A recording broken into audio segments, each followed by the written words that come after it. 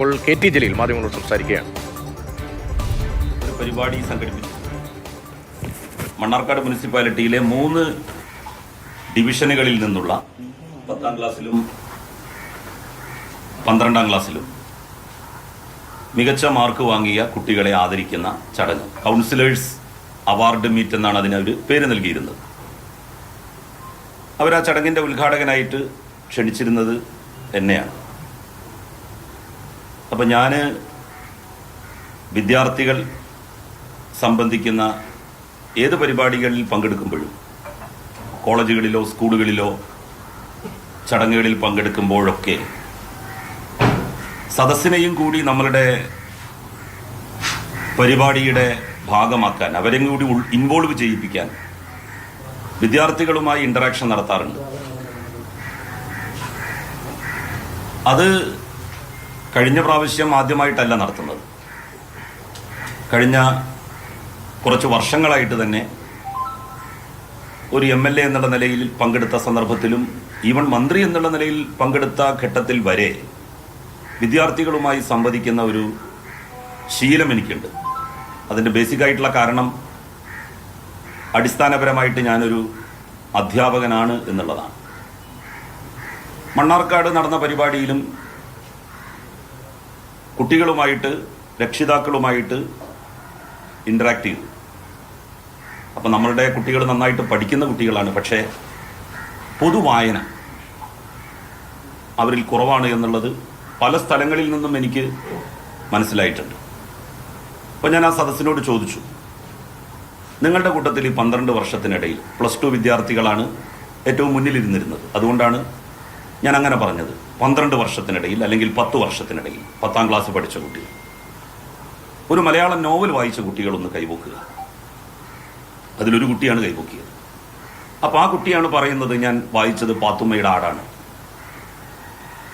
അപ്പം ഞാൻ ആ കുട്ടിയോട് ചോദിക്കുകയാണ് തിരിച്ച്, ആരാണ് പാത്തുമ്മ?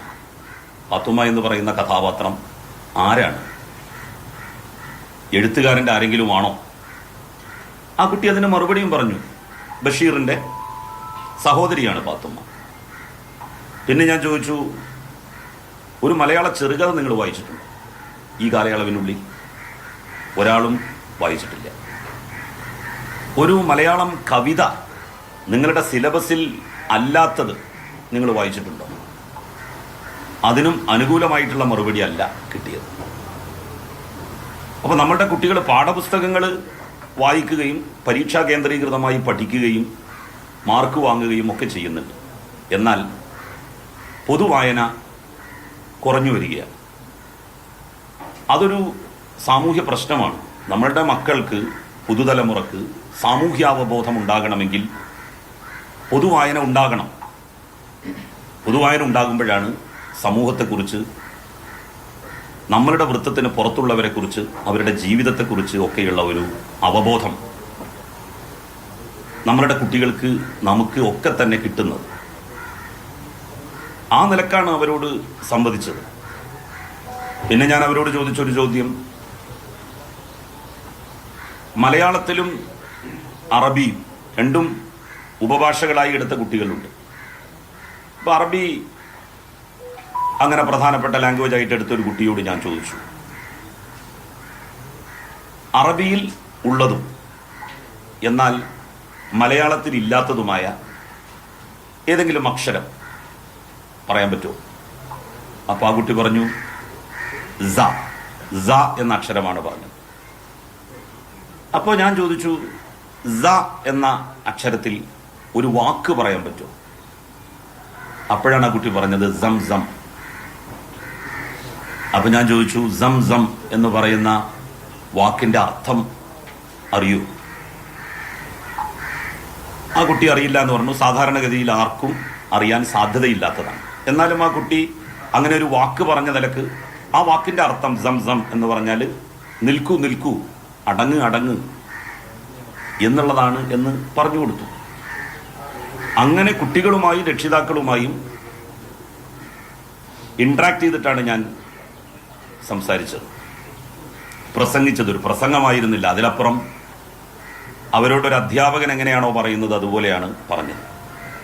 ഇപ്പം ഹിന്ദിയിൽ A+ കിട്ടിയിട്ടുള്ള കുട്ടികളോട് ഹിന്ദിയിൽ നിങ്ങൾക്ക് നിങ്ങളുടെ അഡ്രസ്സ് എഴുതാൻ വേണ്ടി പറ്റുമോ, അമ്മയുടെ പേര് എഴുതാൻ പറ്റുമോ, അച്ഛൻ്റെ പേര് എഴുതാൻ വേണ്ടി പറ്റുമോ?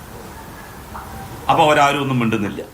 അപ്പം ഞാൻ അവരോട്, എടോ നിങ്ങൾക്ക് അക്ഷരം അറിയാം, എന്നാലൊരു വാക്ക് നിങ്ങൾക്ക് എഴുതാൻ അറിയില്ലേ എന്ന് ചോദിച്ചു. അപ്പോൾ അവരെല്ലാവരും പറഞ്ഞു എഴുതാൻ അറിയാം, എങ്കിൽ വരൂ നിങ്ങൾ ഒന്ന് എഴുത്.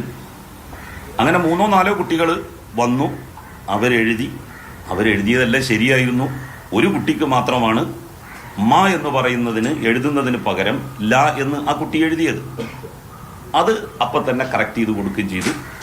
അവൻ്റെ ചെവിക്ക് നമ്മൾ സാധാരണ തമാശക്കൊക്കെ പിടിക്കുന്നത് പോലെ അവനും ചിരിക്കുകയാണ്. നിങ്ങൾ അവൻ്റെ മുഖം ശ്രദ്ധിച്ചാൽ അറിയാം. സാധാരണ നിങ്ങളുടെ കൂട്ടത്തിലൊക്കെ നിങ്ങളൊക്കെ വരുമ്പോൾ ഞാൻ എന്തെങ്കിലും സംസാരിക്കുമ്പോൾ വെറുതെ ഞാൻ ചെവിക്ക് വെറുതെ പിടിക്കാറുണ്ട്, അല്ലാതെ നുള്ളുകയോ വേദനിപ്പിക്കുകയോ ഒന്നും ചെയ്തതല്ല. അങ്ങനെ ആ കുട്ടിക്കും അങ്ങനെ ഫീൽ ചെയ്തിട്ടില്ല. ഇന്നലെ അല്ലെങ്കിൽ മിനിയാന്നത്തെ ചടങ്ങിൽ പങ്കെടുത്ത ഏതെങ്കിലും ഒരു കുട്ടി അല്ലെങ്കിൽ ഏതെങ്കിലും ഒരു രക്ഷകർത്താവ് അതിൽ വല്ല അപമാനവും അവർക്ക് തോന്നി എന്ന് പറയുകയാണെന്നുണ്ടെങ്കിൽ ഞാൻ 100 വട്ടം ക്ഷമ ചോദിക്കാൻ തയ്യാറാണ്. പറയുകയാണെങ്കിൽ അങ്ങനെ ഒന്നും അവർക്ക് തോന്നിയിട്ടില്ല. ആ കുട്ടികൾ തന്നെ അത് വന്ന് പറഞ്ഞു. നമ്മളാരും പറഞ്ഞു കൊടുത്തതല്ലല്ലോ ആ കുട്ടികളോട്. എനിക്ക് ആ കുട്ടികളെ അറിയുക പോലുമില്ല. ആ കുട്ടികൾ പറഞ്ഞു, ഞങ്ങൾക്ക് അങ്ങനെ പരാതിയൊന്നുമില്ല, ഞങ്ങൾക്ക് അങ്ങനെ അപമാനിച്ചതായിട്ട് തോന്നിയിട്ടുമില്ല. ഞങ്ങളുടെ ക്ലാസ്സിൽ, ഞങ്ങളുടെ സ്കൂളിൽ ഞങ്ങളുടെ അധ്യാപകൻ ഞങ്ങളോട് എങ്ങനെയാണോ സംസാരിക്കുന്നത്, പറയുന്നത്, അതുപോലെ കറക്റ്റ് ചെയ്യുകയാണ്, ഉപദേശിക്കുകയാണ് ചെയ്തത്. അപ്പം നമ്മളുടെ കുട്ടികളുടെ ഒരു പൊതുപ്രശ്നം എല്ലാം അവർക്കറിയാം. പക്ഷെ അവർക്ക് അതൊരു ഇൻ്റർവ്യൂ ബോർഡിൻ്റെ മുമ്പിലോ 4 ആളുകളുടെ മുന്നിലോ വന്ന് പറയാനുള്ള ധൈര്യമില്ല. ആ ധൈര്യം നമ്മളുടെ മക്കൾക്ക് ഉണ്ടാക്കണം. നമ്മുടെ പെൺകുട്ടികൾ വളരെ സ്മാർട്ടാണ്, അവർക്ക് നല്ല ധൈര്യമുണ്ട്. പക്ഷേ നമ്മളുടെ ആൺകുട്ടികൾ വളരെ പിന്നിലേക്കാണ് ആ കാര്യത്തിൽ. അവരെയും കൂടി മെയിൻ സ്ട്രീമിലേക്ക് കൊണ്ടുവരണം എന്നുള്ള ഉദ്ദേശത്തിലാണ് ഇങ്ങനെ കുട്ടികളുമായിട്ട് ഇൻട്രാക്ട് ചെയ്യുകയും ഒരു സദസ്സിന്റെ മുമ്പിൽ വെച്ച് അവരുടെ രക്ഷിതാക്കൾ, അവരുടെ സുഹൃത്തുക്കൾ ഉള്ള ഒരു സദസ്സ്, അല്ലാതെ ഒരു വലിയ വിപുലമായിട്ടുള്ള പൊതുവേദിയൊന്നുമല്ല അവരോട് ചോദിച്ചത്. അതിനെയാണ് വലിയ തോതിൽ വിമർശന വിധേയമാക്കിയത്. മുസ്ലിം വിദ്യാർത്ഥി ഫെഡറേഷൻ അതിനെതിരായിട്ട് ബാലാവകാശ കമ്മീഷന് പരാതി കൊടുക്കുമെന്ന് പറഞ്ഞത്. അതിന്റെ ചുമതല വഹിക്കുന്ന മന്ത്രി ബിന്ദു കൃഷ്ണ അതിൽ ഇടപെട്ട് സംസാരിച്ചത്. പൊതുവിദ്യാഭ്യാസ വകുപ്പ് മന്ത്രി ഷംസുദ്ദീൻ അതിൽ ഇടപെട്ട് സംസാരിച്ചത്. അപ്പോൾ അതിന് വേറൊരു വ്യാഖ്യാനവും കൂടി കൊണ്ടുവരാൻ വേണ്ടി ശ്രമിച്ചു. കഴിഞ്ഞ 10 വർഷം 1-ാം ക്ലാസ് മുതൽ പഠിച്ച കുട്ടികളാണ്. അവർക്ക് അക്ഷരമറിയില്ല. അവർക്ക് അക്ഷരമറിയില്ല എന്ന് ആരാണ് പറഞ്ഞത്? അവർക്ക് അക്ഷരമറിയാം. അവർ ഹിന്ദിയിൽ കറക്റ്റായിട്ടാണ് അവരുടെ അഡ്രസ്സൊക്കെ എഴുതിയത്. ഒരു കുട്ടി ഒരു ചെറിയ വളരെ മൈന്യൂട്ടായിട്ടുള്ള ഒരു സ്പെല്ലിംഗ് മിസ്റ്റേക്ക് വരുത്തി അത് ആ കുട്ടിക്ക് പറഞ്ഞ് മനസ്സിലാക്കി കൊടുക്കുകയും ചെയ്തു. അപ്പോൾ പൊതുവിദ്യാഭ്യാസം വളരെ മോശമാണ് എന്നുള്ള വ്യാഖ്യാനം നൽകി പൊതുവിദ്യാഭ്യാസത്തെ താറടിക്കാനാണ് ചിലർ ശ്രമിച്ചത്. പൊതുവിദ്യാഭ്യാസ സ്ഥാപനങ്ങളിലേക്ക് മക്കളെ പറഞ്ഞേക്കാവൂ. KT ജലീൽ പ്രതികരിക്കുകയാണ്, വിശദീകരിക്കുകയാണ്. മനഃപൂർവ്വം അവഹേളിക്കുന്ന തരത്തിൽ പെരുമാറിയിട്ടില്ല. സ്വാഭാവികമായി കുട്ടികളോട് പെരുമാറേണ്ട രീതിയിൽ അധ്യാപകൻ എന്ന നിലയിൽ കൂടി ആണ് സ്വാതന്ത്ര്യമെടുത്തത്. എന്താണ് KT ജലീൽ വിശദീകരിക്കുന്നത്?